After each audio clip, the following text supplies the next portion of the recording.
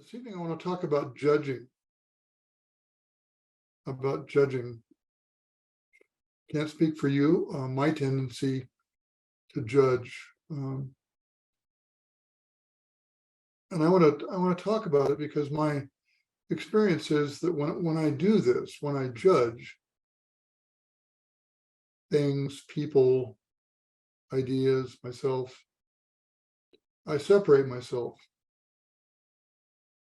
from people, from events, from things going on in my world that might be in the past. They might be current, they might be present, and they might not have happened yet. I separate myself from my own life. And I'll confess to being a prolific judger.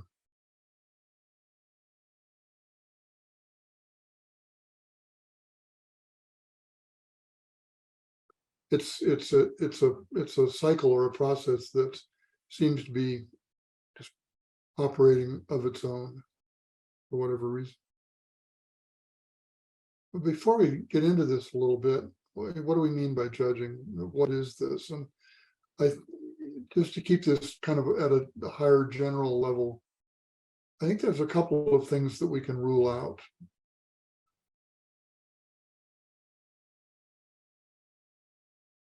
For purposes of this discussion, when I say judging, I don't mean having preferences or choosing,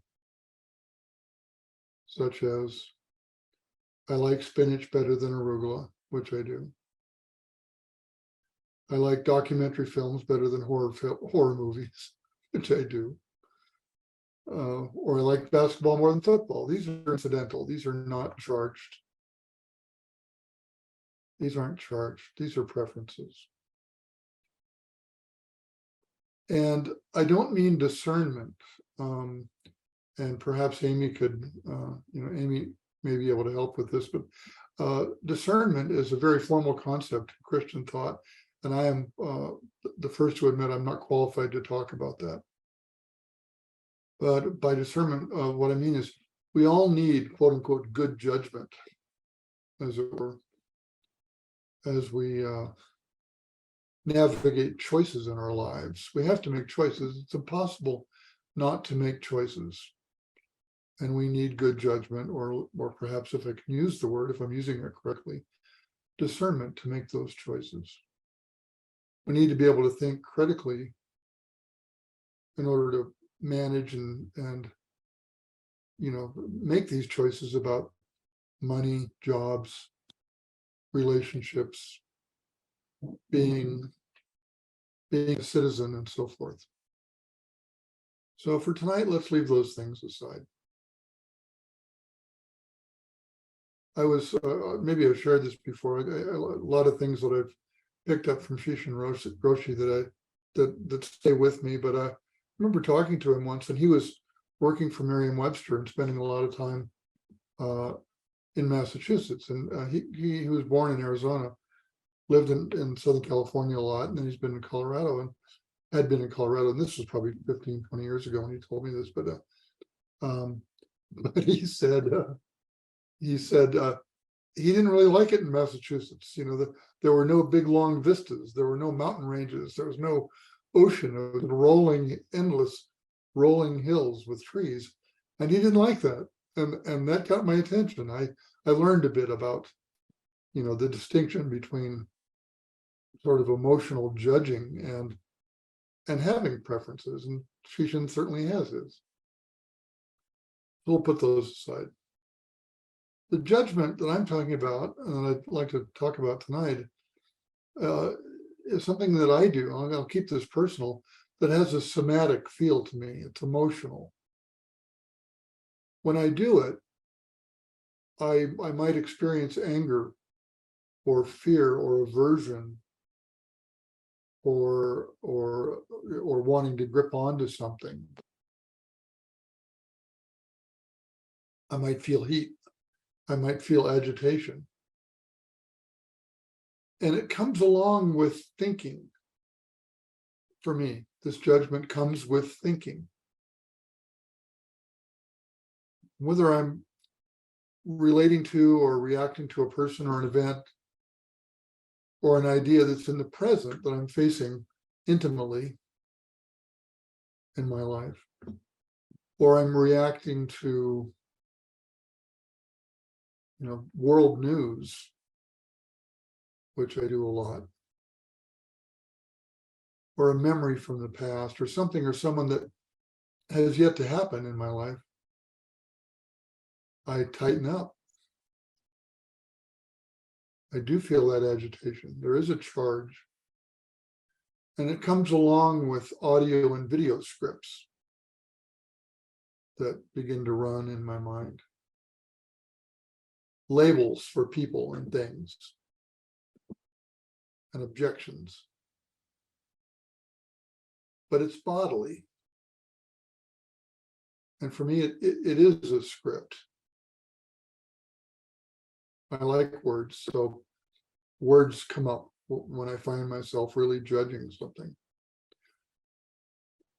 And this is uncomfortable, but also in an odd way, kind of a psychological, I guess I could say psychologically cross-wired way. Somehow it's comforting too. It seems to scratch a righteousness itch that I have. And some of my judgments can be of old legacy attitudes and beliefs from decades ago that I don't even recall how I came upon them.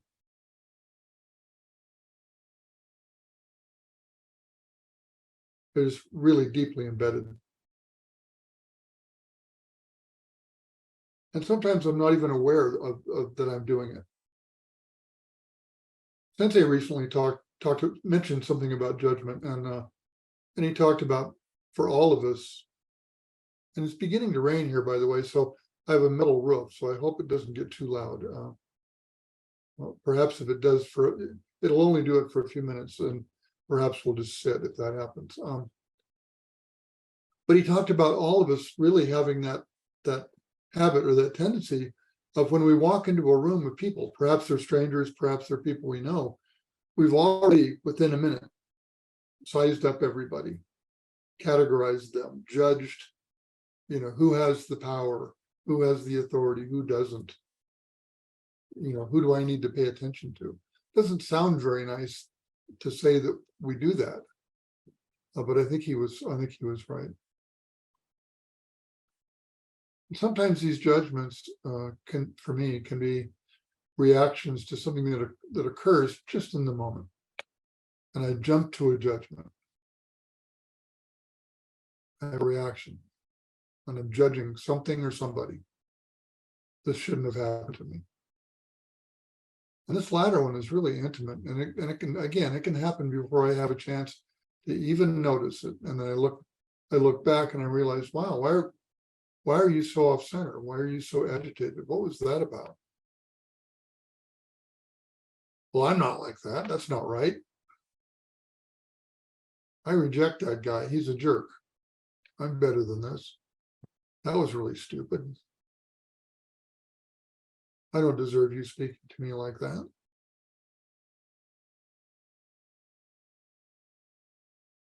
And for me, and perhaps others of us, the most crippling and limiting judgments are those judgments that I carry around about my capabilities,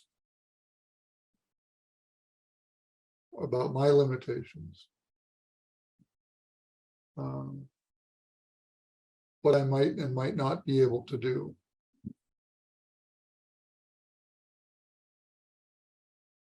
Those things limit my opportunity to really live fully.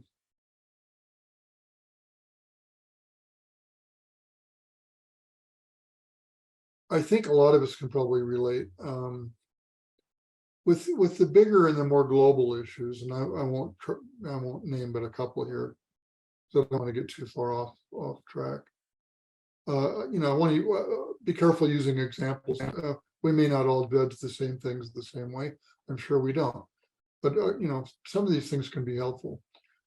I would imagine that with only a few exceptions, most of us reject and judge the historic Nazis and the Ku Klux Klan.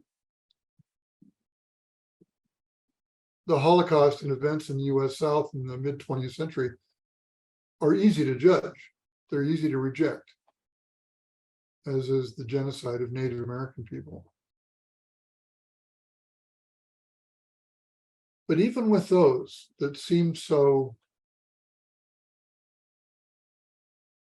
easy to hold on to, I have to ask myself, are my summary judgments about those events sound? Are they complete? Are they accurate? Are they all-inclusive? Are they true? Are they true? What is? Let me pause for just a second.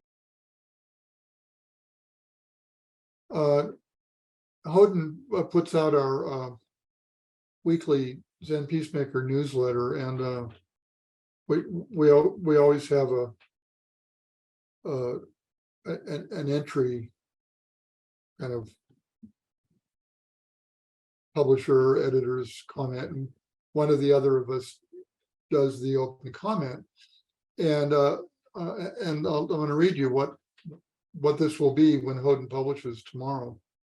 Houghton, I may diverge just a little bit from what I wrote, but and I thought of this because I was we have an event coming up where we're going to do a vigil around Hiroshima and Nagasaki this coming Sunday. And from a Zen Peacemaker's 3 tenets standpoint, we bear witness to these things without taking a position. You might say without judging. And I was really just sitting with that and trying to feel, how do we do a vigil that includes the pilots of the Enola Gay? How do we do a vigil that includes Oppenheimer and Leslie Groves and the Emperor and the military people in Japan and the US military people, and then all of us US citizens, who looked at this as really a good thing. So what I decided and what I wrote was to take on the voice. That's this first paragraph. In 1943, I began to develop the most terrible weapon of war the world had ever seen. On August 6th, I piloted a bomber over Hiroshima, unleashing this weapon on civilians. Then I did it again 3 days later, on August 9th, over Nagasaki. After, when I was challenged about this, I insisted this was for the greater good. And I went on in this short piece. These were my words. They're really difficult for me to vocalize them. But something happens, some kind of healing or openingness happens when I say those words. I developed that bomb and I dropped it. And then I rationalized it. Objectively, I was born 8 years after these events, so I could not have participated in this relative world. But if I and all things throughout time and space are unified, if that's actually true, not just a sentiment or a belief or something we repeat to feel good, if we actually are all unified, who else could have done this but me? So how do I face this question? Or are there exceptions to oneness?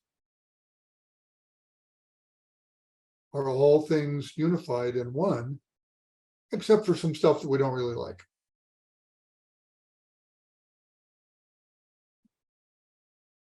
Did I kill 200,000 innocent Japanese?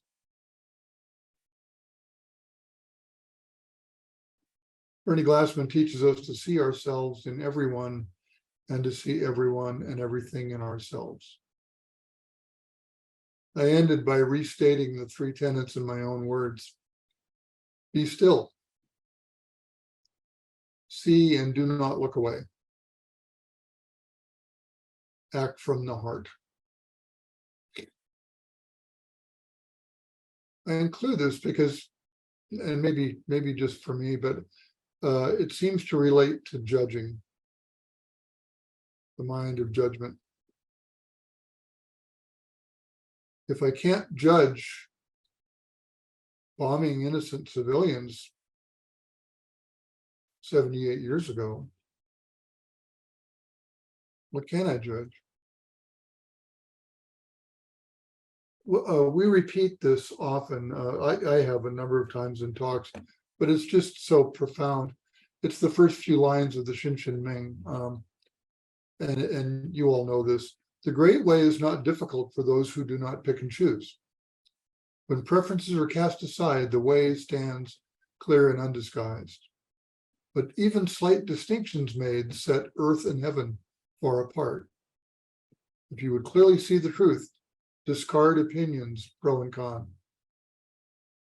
To founder in dislike and like is nothing but the mind's disease, and not to see the way's deep truth disturbs the heart's essential peace.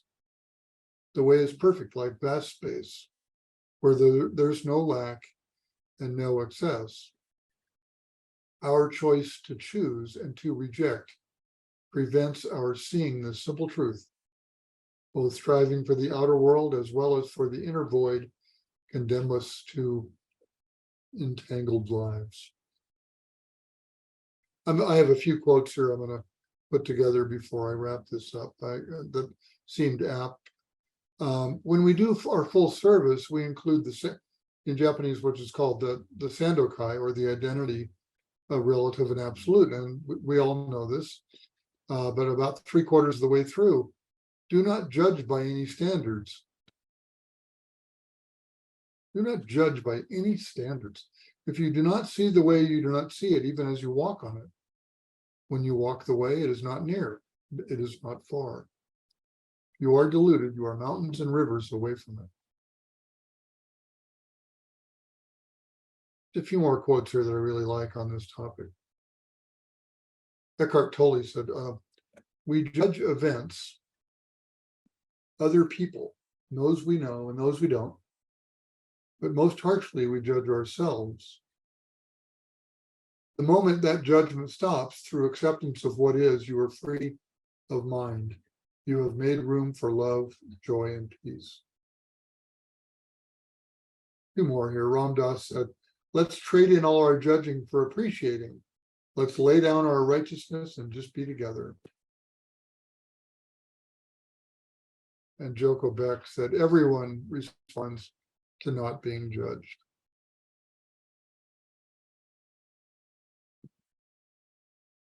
Quarterly, as we all have experienced or participated in, we practice our Fusatsu ceremony together.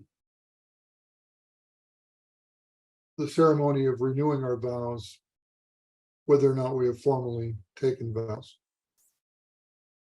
And in this ceremony, we face our karma and we practice atonement. Sometimes we say that in another way as at-one-ment, making one with every aspect of who we are and what we have done. Forgiving ourselves and allowing oneness with all the aspects of who we are, good and bad. We don't atone or forgive in order to avoid consequences, but to embrace our wholeness. So in that ceremony, we say, all the suffering caused by me since of old, on account of my greed, hatred, and ignorance, born of my body, mouth, and thought, now I atone for it all. As I atone, may love dissolve my fear, may forgiveness dissolve my judgments, may trust dissolve my need to control, may connectedness dissolve my alienation.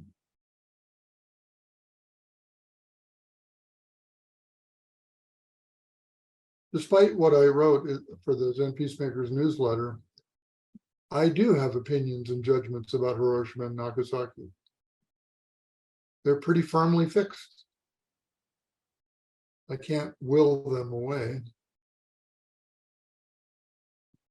And I know better than to try to stuff them down and pretend they're not there. But I can practice letting them go, or at least holding them more lightly with an open hand. Still there, still me. I'm still that kid under the desk in second grade, 1960 or whatever it was.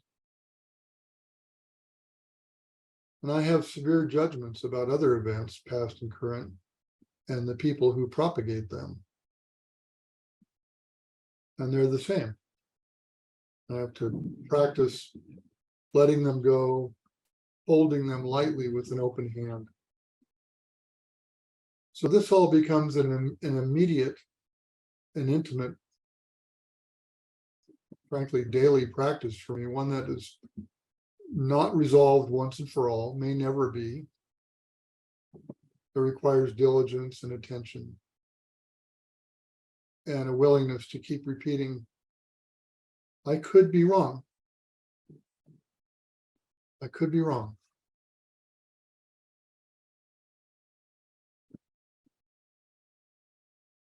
I'd like to do, just before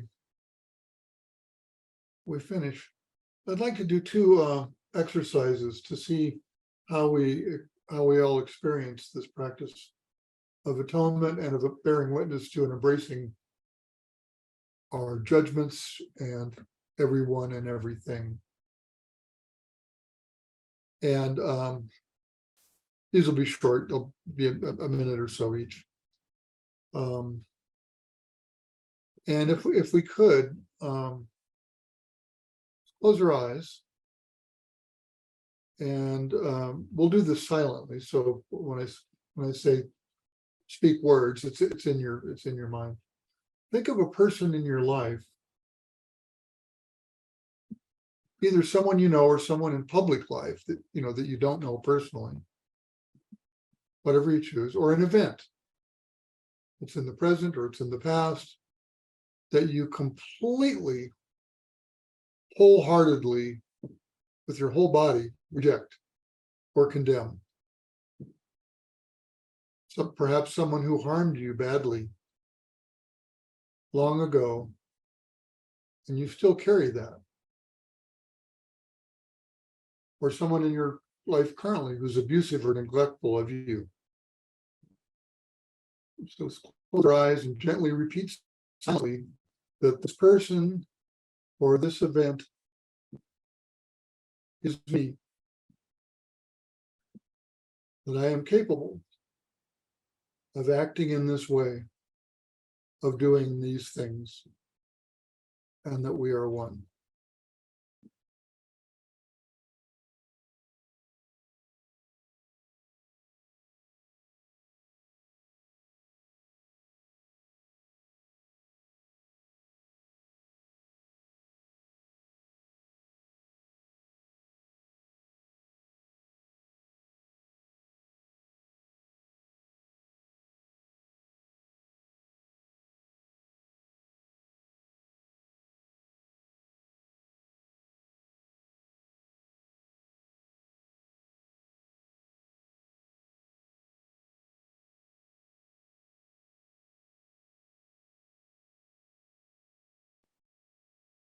Okay. Maybe go ahead and open your eyes for a second. Clear that away. Now let's do this again, but this time, close your eyes and let's bring up a thing or things in each of our personal past for which we are most ashamed, most remorseful, where we acted poorly, we weren't patient, or we were violent, or we harmed someone. Let's sit with that a minute and say to ourselves, this is me. I am capable of doing these things. I did this. I embrace my whole self that includes these things. I forgive myself and I atone for what I have done.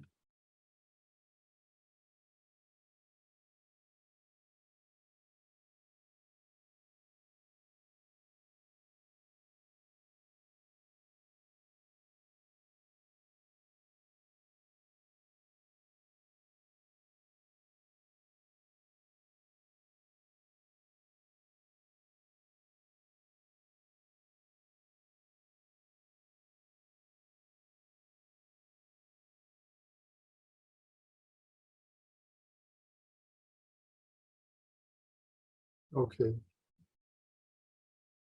Thank you. I'll have a chance to talk about this when we have discussion in a little bit. And perhaps what we might begin to see is that healing, and Stoker used a word the other day that I really liked, holing, W-H-O-L-I-N-G, healing and holing are our practice versus the need to be right. I admit to really having a strong urge to be right. I want to hold that lightly and let it go. I don't want to need to be right anymore. More specifically, Bernie said, may we always have the courage to bear witness, to see ourselves as other, and to see other as ourself. I want to finish here, but there's a couple of references that occurred to me. I made my notes, and then two things occurred to me that I just wanted to share with you that I don't want to break the feeling of this too much. But there are two accomplished Zen practitioners in our history recently that are really inspiring when it comes to things like this. Isan Tommy Dorsey, some of you know of. He's part of the Suzuki Roshi lineage in San Francisco. The Hartford Zen Center is named after him. It's Isanji, and he died in 1990. And there's a wonderful book that I think you would really appreciate. And Isan, or Tommy Dorsey, was a notorious drug addict, a street hooker in San Francisco, and a criminal. And he died of AIDS in 1990. And he had quite a dark past, and he stepped into Zen practice. His book is called Street Zen: The Life and Work of Isan Dorsey. And if you're ever inclined to think that it would be hard to forgive yourself, he's a wonderful example. And the second one, similarly, a few of us have met. Claude Anshin Thomas is a student, was a student of Bernie, and he was in the Vietnam War as a machine gunner on a helicopter, and chalked up over 200 Vietnamese killed to himself, and had quite a war story. But really had to struggle to come to terms with what he had done. And his book is called At Hell's Gate: The Soldier's Journey from War to Peace. In bearing witness, Bernie talked about Anshin Thomas, who he met with at Auschwitz, and Bernie told him to walk to Vietnam from Poland, which he did. And I think Anshin has kept walking. I think he's walked over 14,000 miles in his life. So those two books are really inspiring when it comes to this topic of, how can I forgive myself? How can I not judge myself? So I'll leave you with that. Thank you all for listening. I hope I didn't ramble too much, and I hope the rain wasn't distracting.